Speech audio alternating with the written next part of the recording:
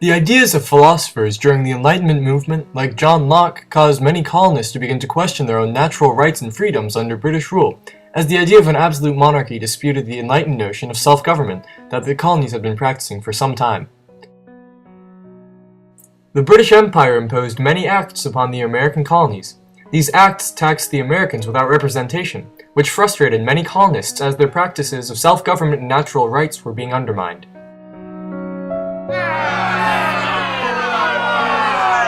Calm down, it is not our intention to hurt you. Ah, violence! In 1770, 5 civilians were killed in an incident known as the Boston Massacre. This showed that the British would not allow protest, and that the colonists were open to violent protest toward the British, as their earlier frustration soon grew into aggression. By attacking the British, the colonists found an outlet for their frustration through aggressive means, and the colonists symbolically protested their newfound political suppression under the tyrannical presence of the British monarch.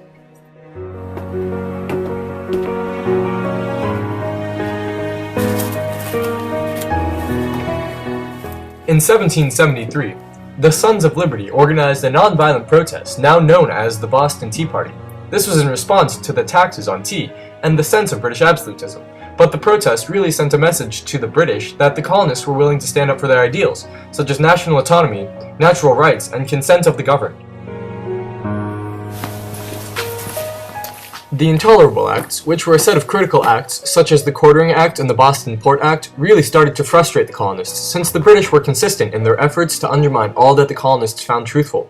The British began to limit colonial government, rebuke their once practiced individualism, and take away their natural rights. In 1775, Thomas Paine wrote a pamphlet titled Common Sense, which gave reasons for why England should no longer rule over the American colonies.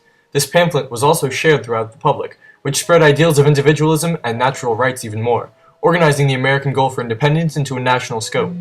Therefore, if they wouldn't treat them as Englishmen, they would no longer be Englishmen at all. Give me liberty, or give me death. Paine and the other revolutionaries would soon find out that their freedom would not be given, but they would have to fight for it through total aggression and anarchy.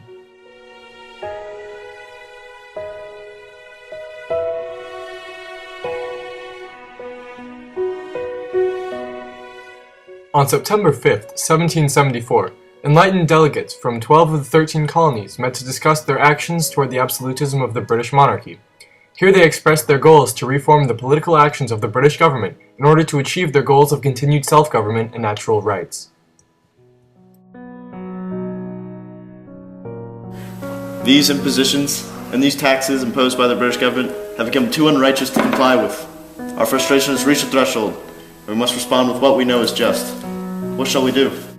We must respond to the British government by presenting to them what they have done wrong. They have undermined the universal truths of natural rights and consent of the governed. Therefore, we must respond by establishing a colony-wide boycott of British goods. We must refuse to pay their unrighteous taxes, and we must prepare for war.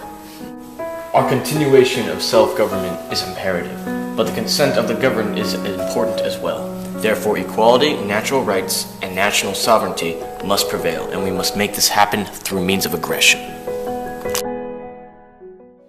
The Second Continental Congress met in order to establish the colonists' independence from Britain. Here, fostered by the ideals of the Enlightenment, most notably the rights to life, liberty, and the pursuit of happiness, the colonists began to write the Declaration of Independence, symbolizing their escapement from British rule and mapping out their goals against the overbearing British monarch. Therefore, consequent anarchy and an entrance to a stage of crisis occurred.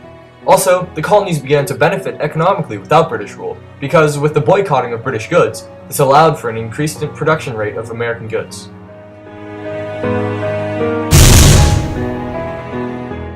After increasingly fierce disputation among the colonists and the British, the disagreement among these parties transformed into something much more intense, a crisis. Earlier non-violent and violent protests soon turned into war, as the first shot heard around the world was fired to begin the American Revolutionary War.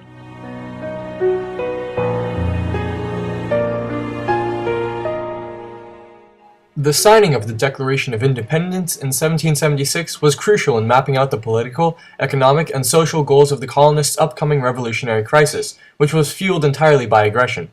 This declaration withheld the colonists' political goals to become independent from Britain and to continue to practice a self-conducted, representative, and democratic government. Moreover, it also stated their independence from British tax, and it declared that the state would be able to tax itself.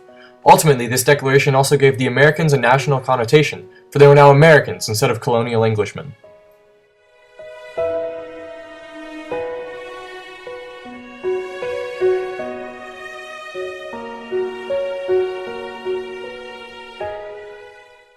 Although the American defense ultimately lost at the Battle of Bunker Hill, their unique skills at guerrilla warfare, such as using dense fortification to protect themselves from British fire, displayed the Americans' potential for succeeding throughout the progression of the Revolutionary War and firmly establishing their political and economic ideals into a national system of their own.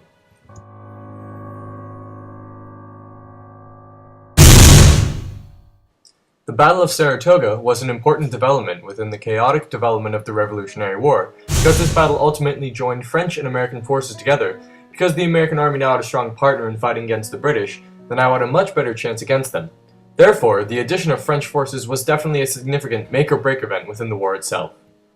Yorktown was the climax of the American Revolutionary War due to the importance of this battle in order to bring the crisis of the war to an end. Here, American and French forces, 20,600 strong, sieged the city of Yorktown, where 309 British soldiers were killed and where their general, General Cornwallis, formally surrendered to the American forces. Therefore, the Americans had successfully established their independence from Britain, standing up for the ideals in which they found relevance. The Articles of Confederation served as the 13 colonies' first political document after the Revolutionary War.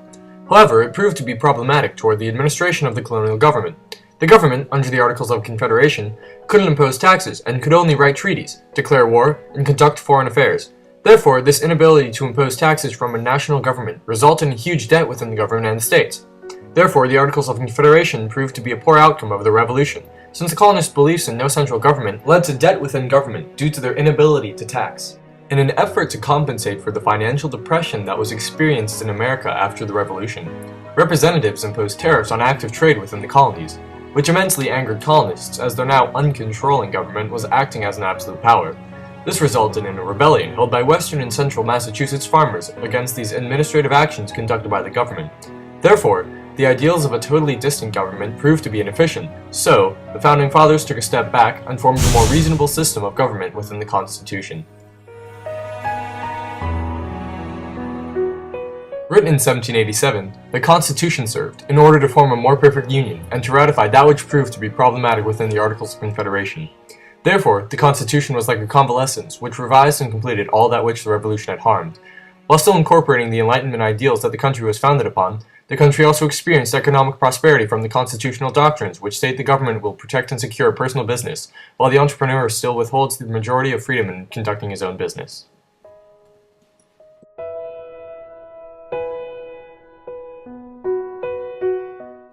Overall, after the American Revolution, the American people successfully obtained their rights to life, liberty, and the pursuit of happiness, and it is safe to say that the colonists did form a more perfect union.